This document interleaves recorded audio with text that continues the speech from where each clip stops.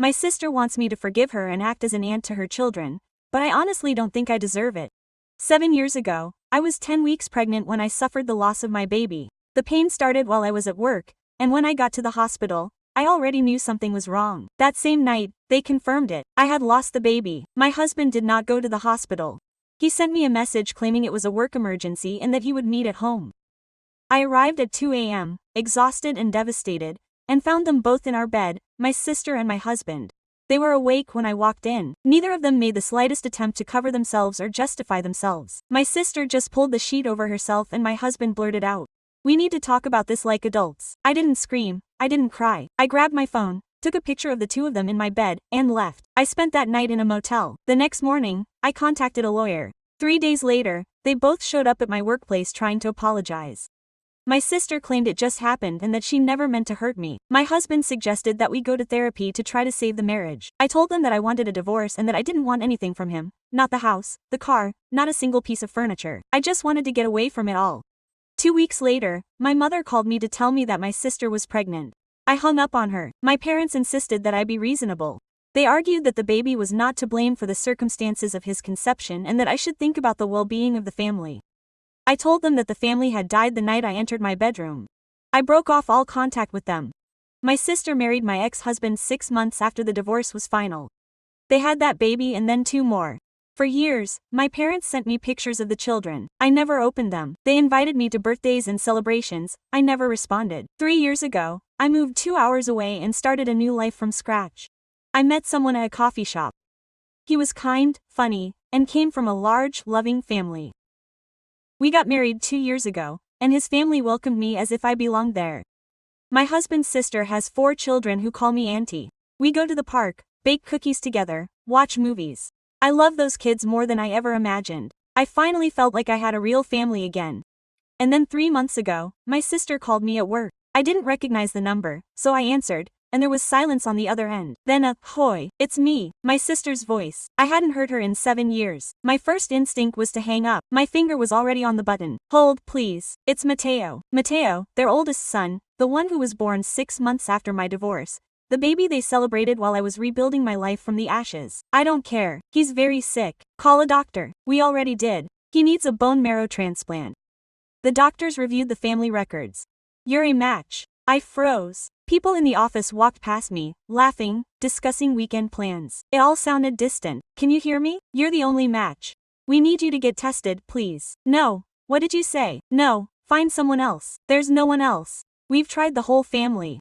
Mom, Dad, me, her siblings. No one else is a match. Then she'll be a nobody." I hung up. My hand shook not from fear, but from anger. After 7 years of silence, after birthday photos I never opened, after invitations I ignored, now she was looking for me because she needed me. The phone rang again. I blocked the number. 2 minutes later she called my internal extension. It was Laura from the front desk. "There's a lady here who claims to be your mother and she insists on seeing you." I closed my eyes. "Tell her I'm not here. I already told her. She says she'll stay in the lobby until you get out." I looked at my watch. It was 2 p.m. She finished at 6. "What is it then?" I hung up. I tried to concentrate on my work, but the letters on the screen made no sense. At 3, Laura called again. "Your mother is still here. She's crying now. The customers are uncomfortable." I grabbed my bag and went downstairs. My mother was sitting on one of the sofas in the lobby, a handkerchief in her hand. When she saw me, she quickly got up. "Daughter, thank you for coming down. We need to talk about outside." We went outside. It was hot. My mother looked much older than I remembered, her hair completely gray. "I know your sister called you and I told her no." My mother took my arm. Her grip was weak. "He's a child, an innocent child who is not to blame for what happened between you. I know perfectly well whose fault it is. Please, put your pride aside. Put everything aside. All I ask is that you get tested. If you're not a match, we won't insist anymore. They already said I was a match. The doctors say there's an 80% chance based on old records, but they need to confirm with new tests." I looked at her 7 years ago. She told me I was overreacting, that losing a baby at just 10 weeks wasn't that big of a deal, that I should forgive my sister because family comes first. "Where were you when I lost my baby?" My mother looked down. "That was different." "Different how?" "My baby was innocent too, but no one supported me. No one came to the hospital. You didn't even call me to ask how I was. We were processing your sister's situation and you were celebrating. I saw the photos on Facebook before I blocked you all. Toasts, hugs, smiles." My mother wiped her eyes. "We made mistakes, I know, But this isn't about us. This is about a 7-year-old who did nothing wrong. Exactly. He didn't do anything wrong. Just like me. I didn't do anything wrong 7 years ago. And yet you still punished me. We didn't punish you. We just wanted to keep the peace. Avoid scandal. Well, you did it. Now live with it. I started walking towards the entrance of the building. My mother followed me. If you won't do it for your sister, do it for me. I am your mother. I stopped. A mother doesn't force her daughter to go to the wedding of the man who betrayed her. A mother doesn't send pictures of the betrayer's children like it's nothing. A mother doesn't tell me to get over the drama when I lost my baby. The same day I found out about the infidelity. I was a bad mother. I admit it, but give me a chance to make amends. I don't want you to make amends. I want you to leave me alone. I entered the building. This time I didn't look back. That night at home I told my husband everything. He listened to me in silence as I prepared dinner. When I was done, he put the plates away and sat across from me. What do you want to do? Nothing. Move on with our lives. Okay. Aren't you going to tell me I should help? It's not your decision. I support you no matter what. We ate in silence for a few minutes. Then he spoke again. But I will tell you something. Not because I think you should donate, but because I know you. What? You will think about that child every night before you go to sleep. Every time you see my sister's children, you will wonder if you did the right thing. I did the right thing, I know, but you will wonder anyway. I was right. I couldn't sleep that night. I thought about Mateo, a child I had never met. A child who carried the blood of the woman who betrayed me. But also mine. At 3 in the morning, my husband woke up and found me staring at the ceiling. Do you want us to come and do the tests? What for? I already know that I am a match, so that you can decide with complete data, not assumptions. If you confirm that you are, they will be able to pressure you. True. But at least you will know exactly what they are asking for and you will be able to impose your conditions. I looked at him in the darkness. Conditions. If you're going to save that kid's life, do it on your terms, not his. 2 weeks went by. My mom called 5 more times. I blocked each new number. My sister sent an email to my work. I deleted it without opening it. My dad, who hadn't spoken to me in 7 years, showed up outside my house one Saturday morning. I watched him from the living room window. He looked lost, pacing back and forth. Eventually he sat down on the sidewalk. My husband went outside to talk to him. I don't know what he said, but my dad left after 10 minutes. When he got back, my husband simply said, I gave him your new cell phone number. If he wants to talk to you, he can call you like an adult. Quote, that afternoon, my father called. I'm not going to beg. I'm not going to tell you that you're a bad person if you don't help. I just want you to know something. What? Your mother is sick. Her heart is weak. The doctor says the stress of all this is making it worse.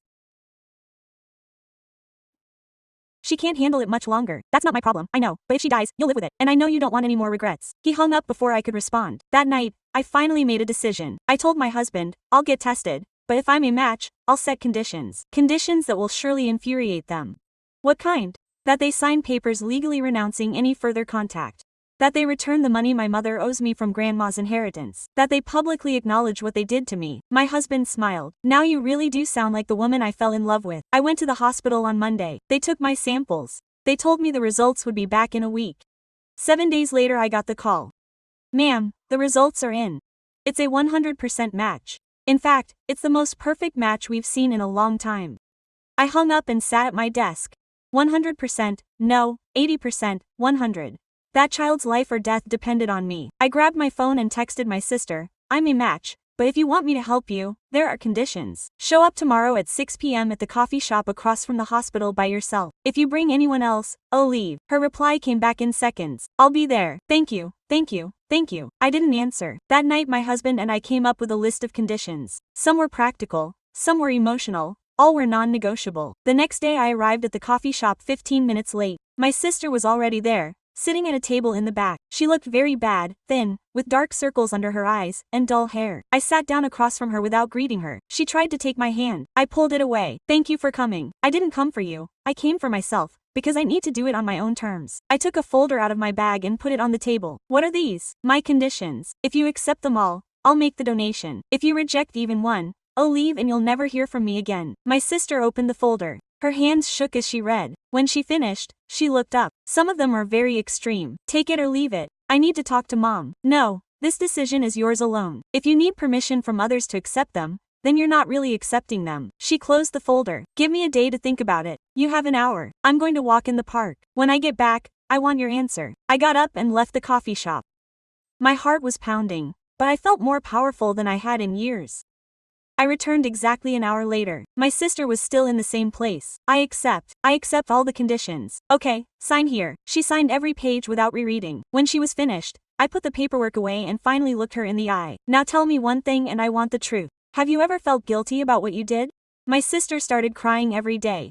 Okay, because I felt pain every day for 7 years. Now it's your turn to carry something. I got up and walked out of the coffee shop. I had taken the first step, but this was just the beginning. The paperwork my sister signed included 10 conditions. The first was simple. She and my ex-husband were not to contact me during the entire medical process. The second, neither were my parents. The third, all additional medical expenses would be paid by them, not me. The fourth, after the donation I would have 6 months of recovery with no contact from them. The fifth, and most important, was that if I later decided not to have a relationship with them, they would respect that decision without making a public scene. The other 5 were financial and legal. My mother owed me money from my grandmother's inheritance, which she never gave me. She wanted the money back with interest. She also wanted a notarized document publicly acknowledging that I had been treated unfairly. My sister accepted everything, too quickly. That made me uneasy. 2 days later, my mother showed up at my door. She rang the doorbell at 7 a.m. My husband answered the door while I was making coffee in the kitchen. My wife signed an agreement. You can't be here. I need to talk to her. Just for 5 minutes. No, she's an adult who set clear boundaries. If she doesn't respect them now, how can we trust her to respect them later? I heard my mother crying on the porch. My husband calmly closed the door, came into the kitchen, and hugged me from behind. Are you okay? Yes. Thank you for not letting her in. That afternoon, my mother-in-law came to visit us. She knew the whole story from the beginning. I had told her. She never judged me. She never told me to forgive or move on. We sat in the living room with tea. She held my hand. How do you feel about all this? Confused? Angry? Guilty? Guilt is normal. But remember, that child is not sick because of you. And if you decide to help him, it is not because you owe it to your sister. It is because you choose to do so. My mother says that an innocent child should not pay for the mistakes of adults. Your mother is right about that, but it is also true that you were an innocent child who paid for her mistakes. No one stood up for her. So do you think I am being cruel? I think you are being human. Setting conditions is not cruelty, it is protection. My mother-in-law stayed the whole afternoon. When she left, I felt calmer. The following week, medical preparations began. I had to go to the hospital 3 times for more tests. Each time there was a risk of running into my sister or my ex-husband. The hospital set up separate times to prevent this. But on the 3rd visit, while I was waiting in the waiting room, my ex-husband walked in, saw me, and stopped dead in his tracks. You shouldn't be here. It's my schedule, I know, but I needed to see you. I'm going to call security. Just hold on a minute, please. I didn't say anything. He sat down 2 chairs away. Thank you for doing this. For Mateo's sake, I'm not doing this for you. I know, but still, thank you. We were silent. Then he spoke again. Are you happy? Yes, I'm glad. Seriously, I know I have no right to say this, but I always wanted you to be happy. No, you didn't want to. If you had wanted that, you wouldn't have done what you did. I made a terrible mistake. It wasn't a mistake, it was a choice. You had many opportunities to choose differently. Each time you chose the easy way out. You're right. I stood up when my name was called. Before I went into the office I turned around. Don't break the rules of the agreement again. Next time I'm canceling the whole thing. He nodded. He looked old, exhausted. I didn't feel anything when I saw him like that. The doctors explained the procedure to me. Bone marrow extraction from the hip, general anesthesia, 2 hours of surgery, 1 week of initial recovery. Possible pain for several months, minimal risks, but infection, excessive bleeding, reaction to anesthesia, very rare, but possible. What if I don't do it? How old is the child? The doctor looked at me seriously. No transplant, 6 months, maybe less. I signed the consent papers. The surgery was scheduled for 3 weeks later. That night, my husband made my favorite dinner. We ate in silence. Then he asked, do you want me to invite my family to be here during the recovery so I won't be alone if I have to work? Yes, I would like to. My sister already said she can stay the whole week and mom comes every day to cook. Your family is amazing. Is this your family too? He was right. For 7 years, my husband's family had given me everything my own family had denied me. Unconditional love, unquestioning support, total acceptance. 2 weeks before my surgery, I received an email from my father. The subject line was important information. I opened it with my husband by my side. The email was brief. My father had been looking into the family finances after I mentioned my grandmother's inheritance. He discovered that my mother not only owed me money, but had also taken money from my sister's accounts and her own. Thousands of dollars spent on what? No one knew. Your mother stole money from the entire family apparently and no one knew. My father just found out. I called my father. He answered on the first ring. Did you read the email? Yes. How much of your inheritance? $50,000. From your sister's accounts, $30,000. From my accounts, $20,000. Possibly more. I'm still checking. What did she spend it on? I don't know. He refuses to tell me. Just says it was necessary. What now? I'm now considering a divorce. That surprised me. My parents had been married for 40 years for money, for lies, for always choosing my sister over everyone else, for manipulating situations to get their way. I'm tired. She knows you called her. No. And don't tell her. I need to finish my research first. We hung up. My husband looked at me. Your family is more complicated than I thought. Don't even tell me. Another week went by. My mother tried to contact me 6 more times. My father stopped her each time. My sister honored the agreement and didn't reach out to me. 3 days before the surgery, my mother-in-law hosted a family dinner. All of my husband's siblings, their partners, the kids, 20 people in all. I was overwhelmed with affection. My husband's sister, Patricia, sat next to me after dinner. She was a little nervous about the surgery. It's normal. But you're going to be okay and we're going to take care of you afterward. You won't be alone for a second. Thank you. You know what I admire most about you? What? That you set boundaries. Many women would have caved to family pressure. Not you. That takes strength. Her words hit home because she was right. For the first time in my life, I was putting my own needs first, and it felt good, scary, but good. The night before surgery, I couldn't sleep. My husband couldn't sleep either. We stayed up late talking about everything and nothing. And if something goes wrong, it won't go wrong. But if it does, then we deal with it together like everything else. I love you. I love you too. We woke up at 5 a.m. The hospital was 40 minutes away. We arrived at 6 a.m. A nurse took me to get ready. As I changed into my hospital gown, I thought about Mateo, a little boy who hadn't chosen any of this. A little boy I had never met. A little boy who was at death's door. A little boy who I had the power to rescue. My sister had acquiesced to my every demand with such ease, as if she were withholding information I didn't know. The nurse inserted the IV in my oatmeal. The anesthetist arrived to explain the procedure to me. My husband held my hand tightly. We'll meet on the other side. See you soon. They took me to the operating room. The lights were bright, freezing. I counted down from 10. When I got to 7, everything went dark. I woke up in the recovery area. Every part of my body was aching. My husband was sitting next to the bed holding my hand. How are you feeling? It was as if a heavy vehicle had run over me. The nurse said it was normal. The discomfort will persist for a few days. How long did the surgery take? About 2.5 hours. Everything went smoothly. They've already extracted the bone marrow. They implanted it in Mateo 60 minutes ago. I closed my eyelids. It was irreversible. There was no going back. Someone from my blood tried to get in. Your mother tried 3 times. The security personnel threw her out. Your sister sent a bouquet of flowers. I threw it in the trash. Perfect. Patricia entered the room carrying a container of soup. I prepared some chicken broth. The doctor said you can have liquids. He helped me sit up. Every gesture was tormenting. My hip throbbed as if it were on fire from the inside. How many days must I stay here? 2 days. Then you will return home to convalesce. I want to leave now. Don't be impatient. It requires constant monitoring. Patricia was right. I stayed there. The next 2 days passed in a blur of suffering. Painkillers and visits from my husband's relatives. My mother-in-law arrived every morning. My husband's brothers took turns in the afternoons. My nephews gave me drawings they had done. No member of my family of origin was allowed to see me. The instructions were precise. On the 3rd day I was discharged from the hospital. My husband drove me home in a wheelchair. Patricia had fitted out the bedroom with extra cushions and a small table where she arranged all my medicines. You will have to remain in bed for a week. No objections. I have to elaborate. I have already spoken to your superior. You will enjoy 3 weeks of sick leave. I have accepted the situation. The first few days were excruciating. The discomfort did not subside. I was unable to move without support. I could not bathe myself. My husband took over all the tasks. 5 days post-op. My father called. I know I shouldn't be communicating with you, but it is essential that you know this. What is it all about? Mateo has rejected the graft. His body is fighting the newly inserted marrow. Everything seemed to come to a standstill. What does it mean exactly? It implies that they are applying therapies to counteract the rejection, although they are not working. The specialists estimate a 50% chance of survival. I have done all this in vain. It is not definitive yet. It could be that things are going well, but I thought you deserved to know.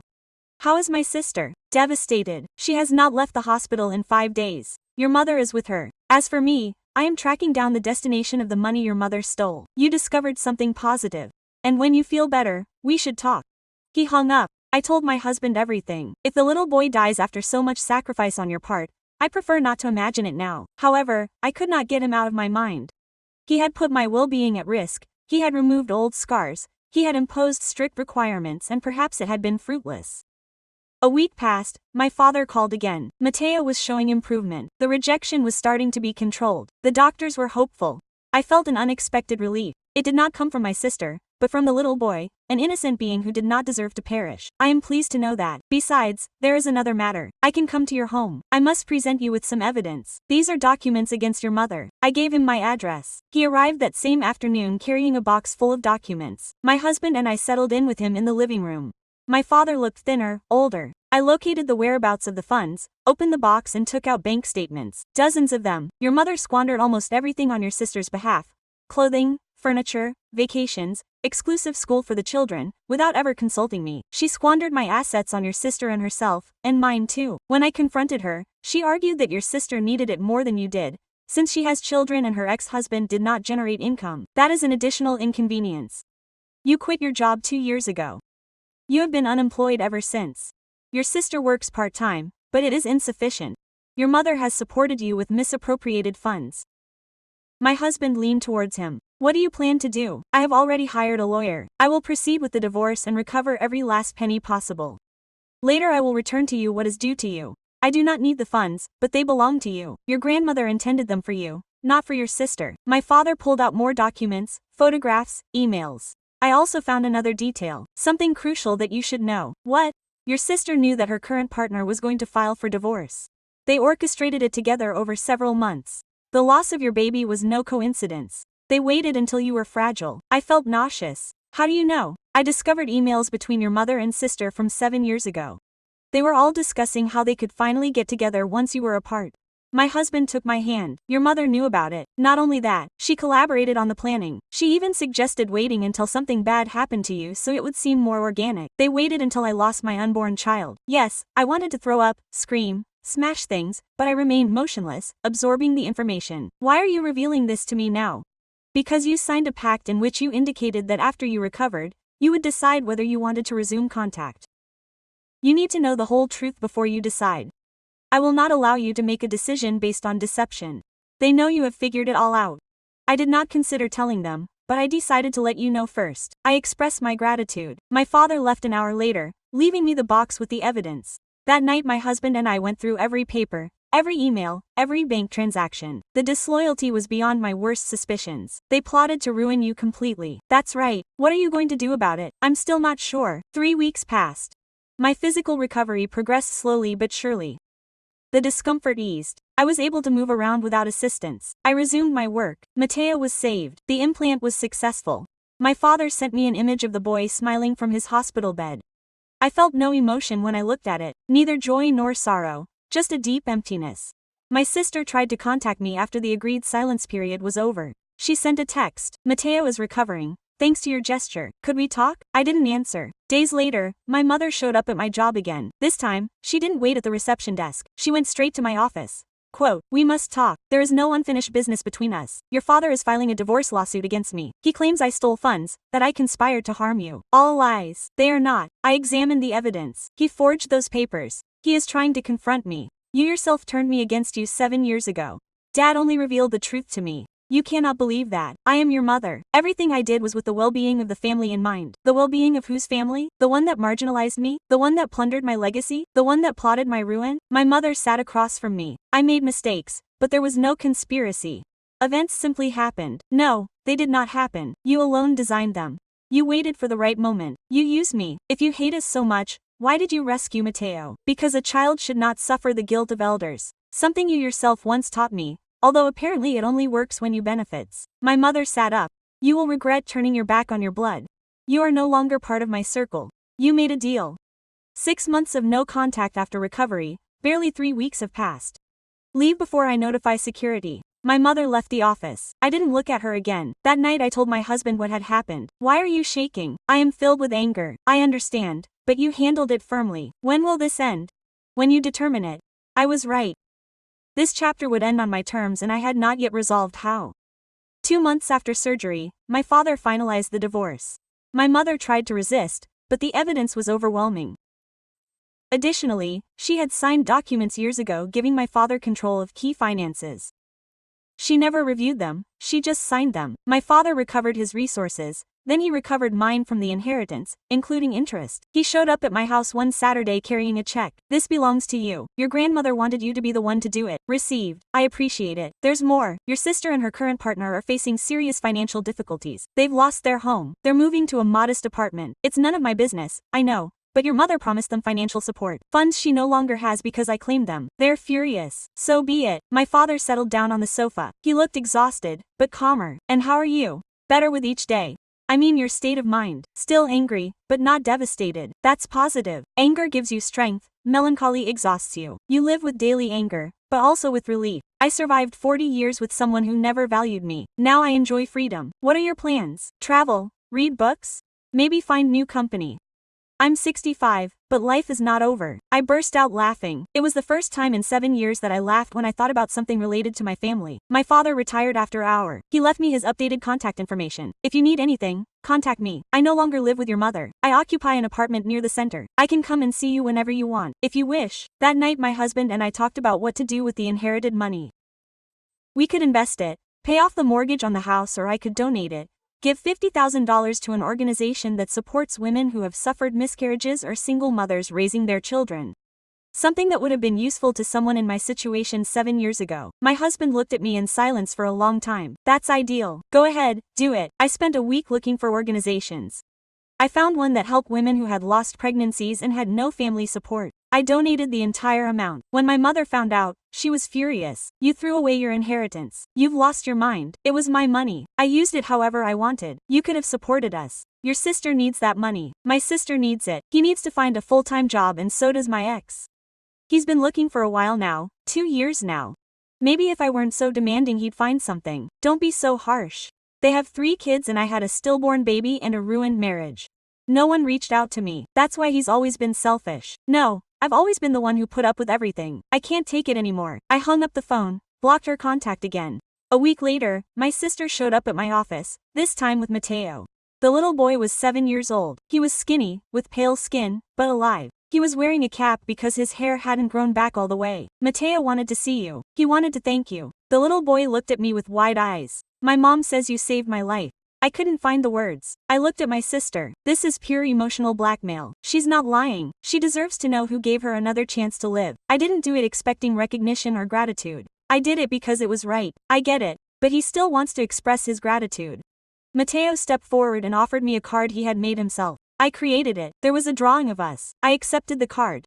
The drawing showed 2 simple stick figures holding hands. One was named Mateo and the other was named Auntie. Thank you, Mateo. It's beautiful. Can I give you a hug? I looked at my sister. Her eyes were wet with tears. This was precisely what I was looking for, to use the child to move me. No, Mateo, but thank you very much for the card. The little boy looked puzzled. My sister took his hand. Come on, my love, we're leaving now. Why doesn't mommy want to hug me? Because she has a lot of work. Let's go. They left. I stood there in the office hallway with the card in my hand. My colleagues watched me with intrigue. I returned to my desk. I put the card in a drawer. I didn't plan on throwing it away, but I didn't plan on exposing it either. That night I told my husband what had happened. How did you feel when you saw to the little boy? Strange. He is innocent, but he represents everything I lost. Do you think your sister brought him there intentionally? I am sure. She never acts without purpose. Did it have an effect? It didn't make me sad for the child, but it doesn't change anything between us.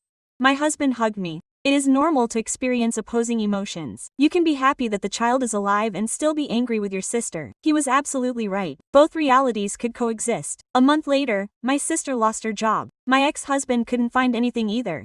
My father informed me that they were asking all the relatives for loans. Did they ask you? Yes. I denied them. They replied that you had a duty to help because Mateo is alive thanks to you. I donated the bone marrow. I did not sign a commitment of eternal support. That is what I told them. How are the children? Good. Your sister is taking adequate care of them despite the financial difficulties. They are selling belongings, asking for support from parishes. In time they will find stability, although it will be complicated. No. I felt remorse. I also went through hard times after the divorce. No one helped me. I got through it. They would too. 2 weeks later a certified letter arrived. It came from a lawyer. My sister was suing me for compensation, for family care. I called my husband immediately. He contacted our lawyer.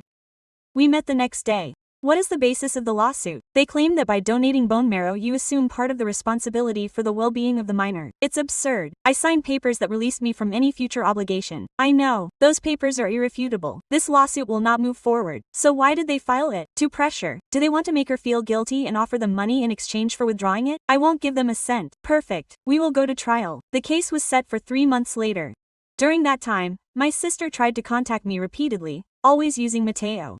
Images of the child, with texts, videos where he asked for help, more drawings, letters. Every piece of evidence I received I forwarded to my lawyer as evidence of tampering. This will strengthen our defense. They are using the child as an emotional weapon. The judge will appreciate it, no doubt, and he won't like it. My father was also under pressure. My mother begged him to persuade me to help. I told her she would be crazy to think I would ask you for anything after what they did to you. Thank you. Are you worried about the trial? No, I am prepared. For the first time in 7 years, I will be able to present the whole truth to a judge with evidence, without interruptions or accusations of exaggeration. They will try to portray you as the bad guy. Let them try. I have emails, bank statements, medical reports, witnesses. The truth is on my side. That is what matters. The trial date was approaching and I was ready to finally close this episode of my life on my terms. On the day of the trial, I arrived at the courthouse an hour early. My husband, my mother-in-law and Patricia accompanied me. My lawyer was already waiting outside the courtroom, more prepared than ever. Never. Remember, keep your cool. Whatever they say, don't respond emotionally. Let the evidence speak for itself. We entered the courtroom. My sister was already in her seat on the other side with her attorney. My ex-husband was next to her. My mother was in the pews behind them. I didn't look at them. I sat down next to my attorney and put my papers in order. The judge entered. We all stood. Case number 1847. Delgado v. Morales. Complaint for compensation for family care. Both parties present. Yes, Your Honor. Proceed to the plaintiff. My sister's attorney rose. Your Honor, my client appears because the defendant has a moral and legal obligation to support the minor Mateo Delgado. The defendant donated bone marrow, creating a direct biological bond that implies responsibility, financial responsibility for an organ donation. Make that clear. The donation was not anonymous, it occurred within the family. The defendant knew that the child was her nephew. By deciding to help, she tacitly assumed a role in his existence. My attorney Rosé. Objection. There is no legal precedent imposing a financial obligation for organ donation. Furthermore, there are signed documents that expressly waive any future obligations. Do you have those documents? Yes, Your Honor. My attorney handed over the papers that my sister had signed. The judge examined them silently. These documents are very explicit. Then why are we here? My sister's attorney cleared his throat. Those papers were signed under emotional stress. My client was desperate to save her child. She would have agreed to any conditions. Evidence of duress. The circumstances themselves were coercive. A child on the brink of death. That does not constitute legal duress. Anything else, Your Honor? The defendant has considerable financial resources. My client lives in poverty. The child's welfare is at risk. The judge looked at me directly for the first time. The defendant wishes to testify. My attorney nodded. I rose. Your Honor, I donated bone marrow because a child was dying, not because I wanted to be a part of his life. I imposed conditions. Clear that the plaintiff accepted. If she now intends to break that agreement, that is her business, not mine. Why did she set such rigorous conditions? Because 7 years ago my sister and my ex-husband had an affair while I was expecting a child. I lost my baby the same day I learned of the betrayal. Neither of them went to the hospital. My family left me alone. They kept me out of family gatherings for years and now they only contact me out of financial necessity. The judge raised an eyebrow. These are serious allegations. I have proof. My lawyer showed the photographs taken 7 years earlier,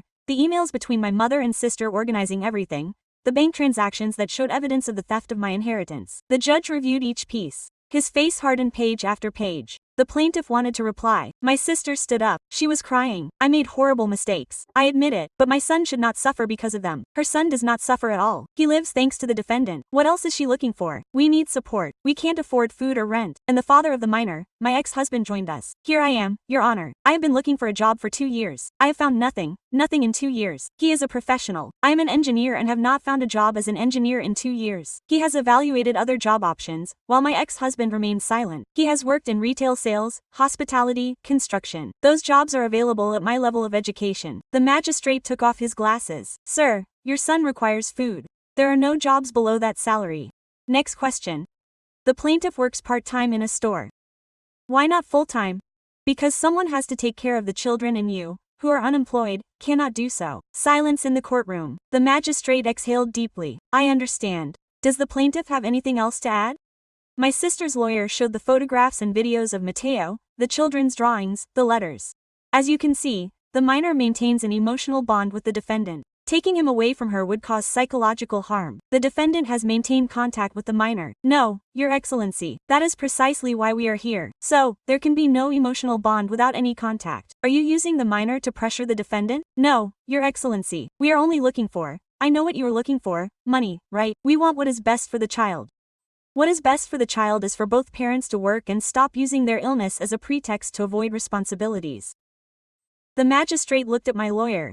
The defense would like to add anything else. I would just like to point out that my client donated $50,000 of her inheritance to a charitable organization. She is not a self-interested person. She simply set healthy boundaries with a family that defrauded her. I understand that perfectly. The magistrate closed the file. I have heard enough. I will proceed to deliberate. I will return in 15 minutes. We all left the courtroom. My sister tried to approach us. My husband stepped between us. Enough. They have already spoken enough in the trial. I just want to clarify the things. There's nothing to clarify. Everything is on record. My mother came over. Are you satisfied? Ruining your own family. You ruined yourselves.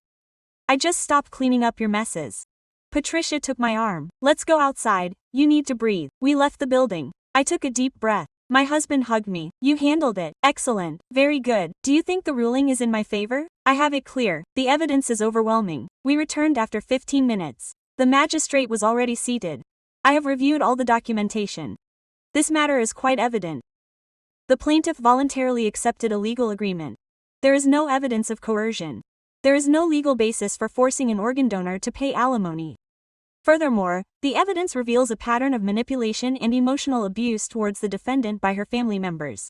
My sister began to cry more intensely. Accordingly, I dismissed the lawsuit. The plaintiff will bear the costs of the proceedings. In addition, I issue a temporary restraining order. The plaintiff and her family will not be able to contact the defendant for 6 months.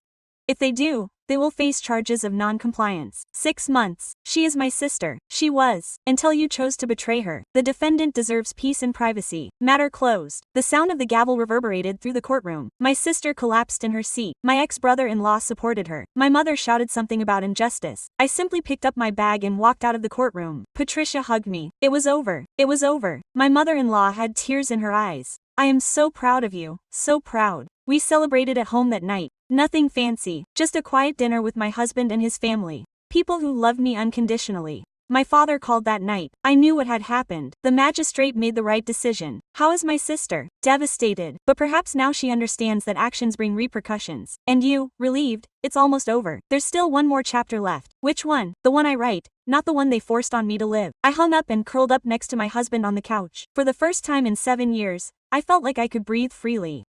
The battle was over and I had triumphed, not because I had destroyed my family, but because I was finally free of them. 3 years after the process, my life was completely different. My husband and I bought a bigger house.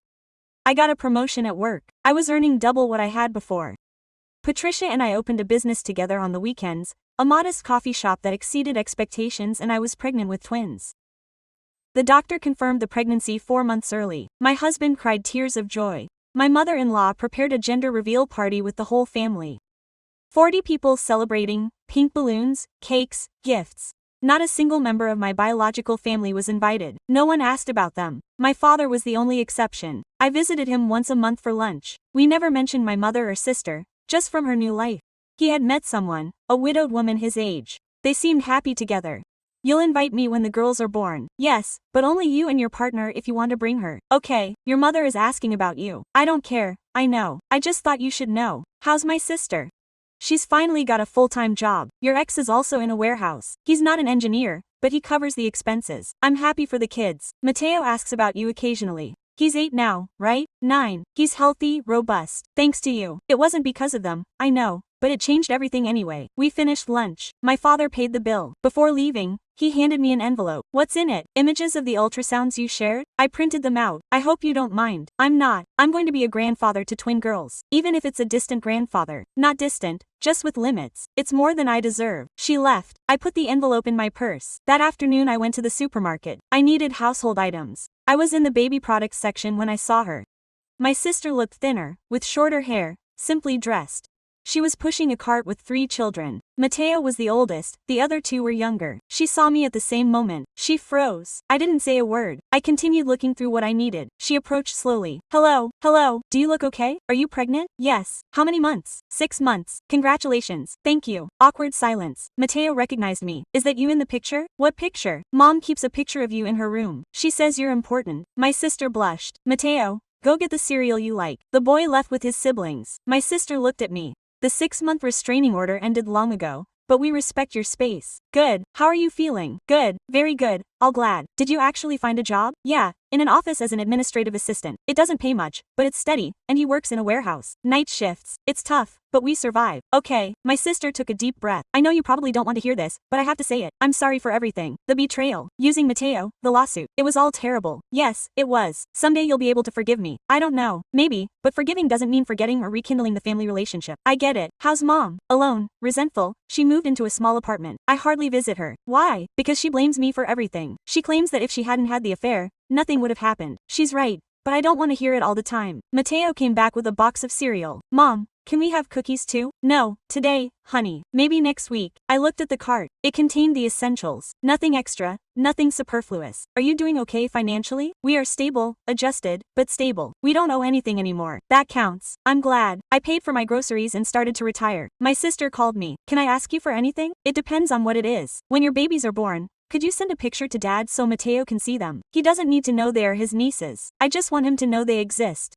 I send Dad pictures regularly. He can decide what to do with them. Thank you. I'm not doing this for you. It's because the kids aren't to blame. I know that. I left the supermarket. I sat in the car in the parking lot for 10 minutes processing. I didn't feel any victory when I saw her. No sorrow, just indifference, like looking at a stranger I once knew. I told my husband that night. How did you feel? Nothing. I didn't feel anything. Is that positive or negative? Positive, I think. It means I finally let her go. Will you keep in touch? No, but if we cross paths somewhere in public, I'll just be polite. What about your daughters? Will you tell them about your biological family? When they grow up, I'll tell them the whole truth. That family isn't just blood, it's who loves you and supports you unconditionally. 2 months later, twins Elena and Sophia were born, healthy, perfect.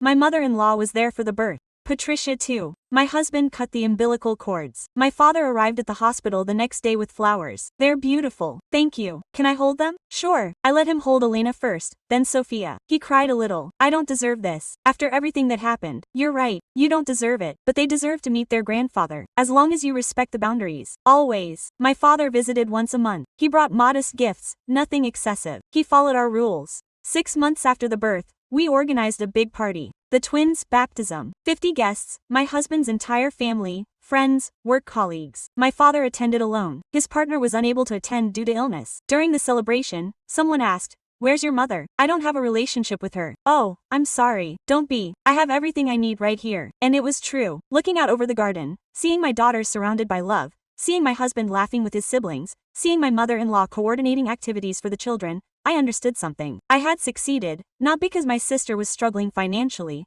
not because my mother was alone, not because my ex-brother-in-law worked at a job he hated. I succeeded because I had built a beautiful life without them. I succeeded because I chose serenity over revenge. I succeeded because my daughters would never know the pain of being second choices in their own family. That night, after everyone else had left, my husband and I sat on the porch. The twins were sleeping inside, happy, completely. Do you miss anything from your past life? No, not at all. Not even a little. I miss the person I could have been if nothing had happened, but I prefer who I am now. And if your sister shows up in 10 years asking for forgiveness again, I will tell her the same thing. That forgiveness is not reconciliation. That I hope she is happy, but far from me. My husband kissed me. I love you. I love you too. A month later I received a letter. It came from my mother.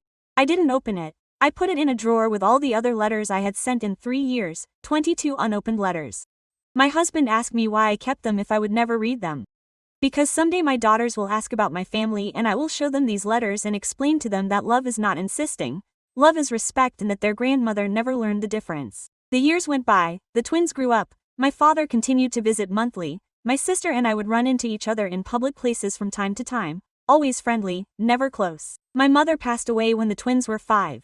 I attended the funeral. I sat in the back. I didn't cry. I didn't talk to anyone. I left before it was over. My sister tried to approach me after the funeral. I told her no, but mom passed away. It doesn't change anything. She didn't die. How did she live? Without acknowledging her mistakes. She left a letter for you. I don't want it. Please. I left. I never read that letter. Years later, when the twins were 10, Elena asked, why don't we ever see mom's family? I told them the whole story, the absolute truth, without sugarcoating anything. When I finished, Sophia said, so, they're not our family, they're my biological family, but not my real family.